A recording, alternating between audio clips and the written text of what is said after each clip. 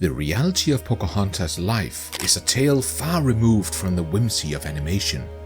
Beneath the veneer of a harmonious narrative lies a tumultuous and harrowing true story that challenges our perceptions.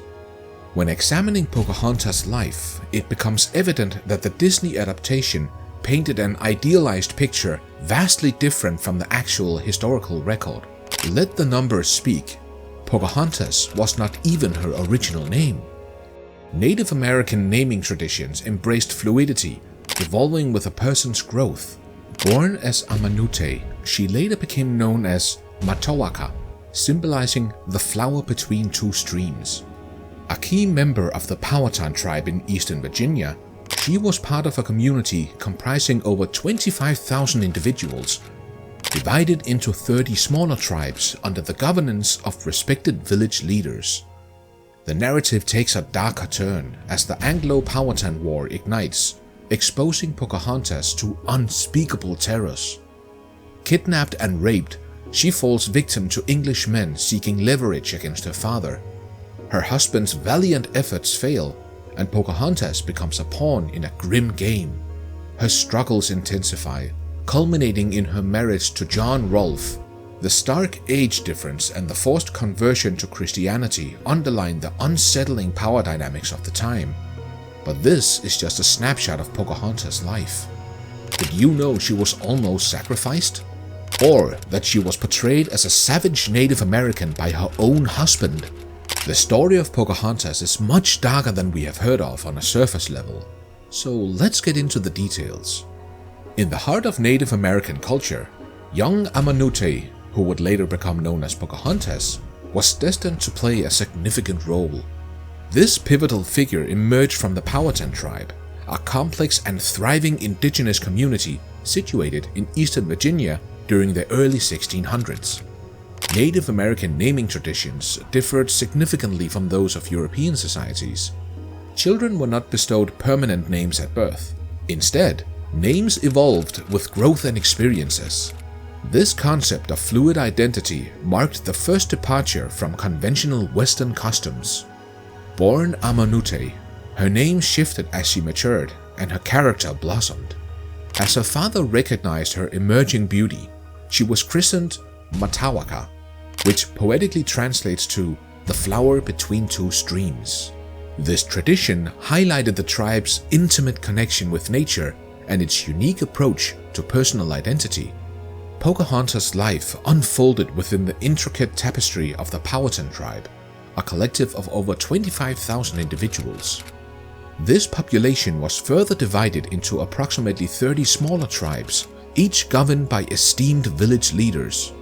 Chief Powhatan, also known as Wahunsenakawa, stood as the apex leader, transcending the authority of other tribal chieftains. However, the Powhatan tribe was far from monolithic. Diversity and distinct characteristics defined each subtribe, contributing to the broader cultural fabric of the group. One of the tribe's most distinctive traditions involved selecting a woman from each tribe to serve as one of Chief Powhatan's wives. At the age of 14, these women transitioned into adulthood, often finding their husbands shortly after. While the notion of being chosen for such a role may appear daunting from a contemporary perspective, within their cultural context, it was considered an immense honor. The ritual ensured that only the most beautiful and intelligent girls would pass on their qualities through their offspring. Children born to the chief were groomed for leadership roles, securing a lineage of capable leaders for the future. Among Chief Powhatan's many wives, one held a unique place in his heart: his favorite daughter, Pocahontas. She exuded an infectious spirit, embodying the nickname her father lovingly bestowed upon her, Pocahontas, which translates to the playful one. Pocahontas' personality resonated deeply with her father, leading him to affectionately refer to her by this moniker. Her joyful nature was manifested in her activities. She could often be found running through the forest, scaling trees, and engaging in cartwheels with her numerous half-siblings. Pocahontas' early life epitomized the Powhatan way of existence, marked by tradition, respect for nature, and a sense of community. As the daughter of Chief Powhatan, she was destined to be a central figure in the tribe's history. Little did she know that her interactions with the burgeoning English colonies would ultimately redefine her destiny, plunging her into a world of conflict, cultural collision, and personal sacrifice. As the fog of history lifts, revealing the harsh realities of Pocahontas' life, one name stands out: John Smith. In the records of colonial history, Smith's account of his interactions with Pocahontas has garnered attention. Yet a closer examination reveals the distortion and exaggeration that taints his narrative. However, when examined critically, Smith's account falters. Historical records of Pocahontas' age at the time suggest that she would have been no more than 9 or 10 years old, a far cry from the mature, strong-willed woman portrayed in Smith's narrative. The very idea of a child intervening in a brutal trial and execution seems implausible in a society where children were shielded from such grim matters. This raises questions about the accuracy and motives behind Smith's depiction of Pocahontas' actions. Smith's account goes beyond distorting Pocahontas' role. It paints Native Americans as savage and irrational. The implication that Chief Powhatan was willing to execute Smith arbitrarily reinforces an image of Native Americans as ruthless and bloodthirsty. This portrayal further perpetuated prevailing colonial biases that justified the colonization of indigenous lands and people. Smith's narrative serves as a stark example of how historical records can be manipulated to suit the narratives and biases of those in power. The glaring inconsistencies in Smith's account become more evident when considering the broader historical context. Pocahontas' true story revolves around the Anglo-Powhatan War, a period of turmoil marked by violence and political maneuvering. Records suggest that Pocahontas' involvement in Smith's life was less about heroism and more about the complex power dynamics between the Powhatan tribe and the English colonists. Smith's narrative conveniently obscures these complexities in favor of a simplified, self-aggrandizing story. Smith's portrayal of Pocahontas can be seen as an attempt to redeem himself in the eyes of his contemporaries and future generations. His reputation was tainted by accusations of incompetence and conflict with fellow colonists. Presenting himself as a victim saved by a native girl cast him in a more sympathetic light, elevating his role in the colony's narrative and obscuring his own actions and decisions during those tumultuous times. The early 1600s ushered in a tumultuous era marked by escalating tensions between English colonists and the indigenous Powhatan tribe, a period now remembered as the Anglo-Powhatan War. In the midst of this conflict, Pocahontas' life took a harrowing turn, forever altering her fate and challenging the idealized narratives that have long surrounded her. As the conflict between the Powhatan tribe and the English colonists intensified, Pocahontas found herself ensnared in a treacherous web of power dynamics and manipulation. Captured by Englishmen seeking to exploit her as leverage against her father, Chief Powhatan, Pocahontas became a pawn in a dangerous game of political maneuvering. Forced into captivity, Pocahontas was stripped of her agency and subjected to the whims of her captors. Her vulnerability was exacerbated by the fact that she had recently given birth to her first child, leaving her physically weakened and emotionally vulnerable. Captain Samuel Argall, a central figure in her abduction, took advantage of this moment of fragility, clandestinely entering Pocahontas' tent under the cover of night. What followed was a shocking betrayal of trust, as Pocahontas, a young woman in the throes of postpartum recovery, endured an unspeakable violation. The true extent of her suffering during this dark period remains obscured by the passage of time, yet the painful reality of her ordeal challenges the romanticized narratives that have persisted through history. John Smith's historical accounts offer scant insight into the horrors Pocahontas endured during her captivity. Her silence speaks volumes, a poignant reminder of the power dynamics that silenced her voice and perpetuated her suffering. Pocahontas' body, once celebrated for its vitality and spirit, became a vessel of pain and degradation, forever challenging the rose-tinted depictions of her era. Pocahontas' abduction was manipulated by her captors to advance their own agendas. Her captivity became a bargaining chip used to force Chief Powhatan into negotiations and concessions. The price of her safety was wielded as a tool of coercion, a grim manifestation of the colonial mindset that exploited vulnerability for political gain. As the English sought to extract weapons and supplies through this sinister leverage, Pocahontas languished into a nightmarish limbo, her dignity and autonomy utterly stripped away. Pocahontas' suffering was further compounded by the isolation she endured, cut off from her family, tribe, and the support systems that had defined her life. The separation from her husband, Kokum, and the tribe's comforting embrace marked an emotional rupture that deepened her anguish. Even in her darkest moments, a ray of sisterly connection emerged when her siblings were finally permitted to visit her. It was during these clandestine encounters that Pocahontas found a voice for the horrors she had endured, sharing the painful truth of her systematic rape at the hands of her English captors. Her abduction and rape cast a long and haunting shadow over her life, a shadow that challenges the romanticized narratives that have shaped her legacy. Stripped away from her family, tribe, and the life she knew, she found herself trapped in a foreign environment under the control of her captors. The emotional detachment from her family and tribe was deeply distressing. Pocahontas was forcibly separated from the tight-knit community that had shaped her sense of love, belonging, and cultural identity. The loss of her community meant she was cut off from the intricate web of support, traditions, and familiar rituals that had always nurtured her emotional well-being. This sudden disconnection left a gaping emotional void. The cultural shock and disorientation she experienced in English society only intensified her sense of isolation. The language, customs, and values of the English settlers were alien to her, making her feel like an outsider in a world she could hardly comprehend. The open spaces and close relationship with nature that were central to her Native American upbringing were replaced by the foreignness of English surroundings, deepening her feelings of displacement. A key element of her depression was the loss of agency and control. Pocahontas was confined against her will, her days dictated by her captors. Locked in the confines of a jail cell on a ship, she was denied the freedom she once enjoyed in her homeland. The stark contrast between the open spaces of her tribal environment and the claustrophobic confines of her captivity would have been jarring.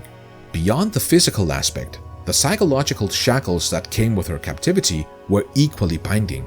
Stripped of her agency, she was subjected to the will of her captors, contributing to the pervasive sense of helplessness. The isolation she experienced was not just spatial, it was emotional and cultural as well. Separated from her family, tribe, and familiar customs, Pocahontas was forced to navigate an unfamiliar English society that was inherently foreign to her. The language barrier further intensified her isolation, leaving her unable to communicate her thoughts, needs, and emotions effectively. This cultural estrangement added layers of complexity to her captivity, fueling her sense of being an outsider in an environment that could never truly understand her experiences. The trauma Pocahontas endured during her captivity was unrelenting. The shock of her abduction, the loss of her family and homeland, and the deprivation of her agency were compounded by the emotional manipulation employed by her captors. The lies propagated by John Smith and others distorted her understanding of the situation, leaving her trapped in a web of deceit. This ongoing psychological trauma likely fueled her depression, intensifying her feelings of hopelessness and despair. The emotional toil of her confinement was profound. The trauma of being torn away from her family and tribe, coupled with the distress of adapting to an unfamiliar culture, took a significant toll on her mental well-being. Coping mechanisms such as withdrawal, emotional detachment, and depression likely became her ways of navigating the overwhelming reality of her captivity. Despite the immense challenges she faced, Pocahontas' resilience shone through. Her determination to survive and maintain a connection with her roots was evident in her attempt to communicate with her sister and convey her longing for home. These actions showcased her unwavering spirit even in the face of debilitating trauma and confinement. Accounts of Pocahontas' pre-captivity personality portrayed her as lively, joyful, and full of laughter. However, during her captivity, the spark that defined her seemed to dim significantly. The infectious laughter that once echoed through her days was replaced by a heavy silence as the trauma she endured took a toll on her spirit. Perhaps the most agonizing aspect was her desperate longing for home. Separated from her family and homeland, Pocahontas yearned for the warmth of familiar connections, the comfort of tribal gatherings, and the familiarity of landscapes that held her cherished memories. The realization that she might never reunite with her loved ones or return to the places that defined her sense of self added to her emotional distress, creating a constant ache in her heart. Her story stands as a stark reminder of the brutality inflicted upon indigenous peoples in the ruthless pursuit of power, dominance, and colonial expansion. Her suffering speaks to the broader context of exploration and the traumatic impact of colonization on the lives of countless individuals who found themselves caught in the crossfire of a ruthless colonial machine. As Pocahontas' story unfolds, one cannot help but wonder, did marriage to John Rolfe offer her a reprieve from the torment of her past, or was it simply another chapter in her complex narrative? Comment below what you think the answer is. Pocahontas' marriage to John Rolfe was no ordinary romance. It was a calculated move by both English colonists and Powhatan leaders to establish a sense of unity and cooperation. Upon closer scrutiny, his account unravels to expose layers of distortion, exaggeration, and manipulation that cast a shadow over the veracity of his claims. John Rolfe, a tobacco farmer, played a pivotal role in the economic interest of the Jamestown colony. Their marriage, which took place in April 1614, brought together two individuals from vastly different backgrounds with the aim of fostering amicable relations between the Powhatan tribe and the English settlers. Pocahontas' arrival in England was accompanied by a profound transformation that extended beyond her physical appearance. She was baptized and given the English name Rebecca. This act of conversion was not just symbolic, it was a tangible manifestation of the assimilation efforts imposed on indigenous people during the colonial era. Pocahontas' new identity was carefully curated to align with European norms, signaling a delicate balance between preserving her heritage and conforming to the expectations of a new society. Pocahontas' presence in England captured the imagination of the public, and her story was propagated through various forms of media. Portraits were commissioned to depict her in European attire, often emphasizing her exoticism and delicate beauty. These artistic representations contributed to the perpetuation of a romanticized narrative, one that downplayed the darker aspects of her life and elevated her to the status of a noble savage, a living testament to successful intercultural relations. Pocahontas' interactions with English nobility highlighted her role as an ambassador of sorts, tasked with bridging the gap between indigenous cultures and European societies. Her meeting with Queen Anne and King James was a significant moment in her journey.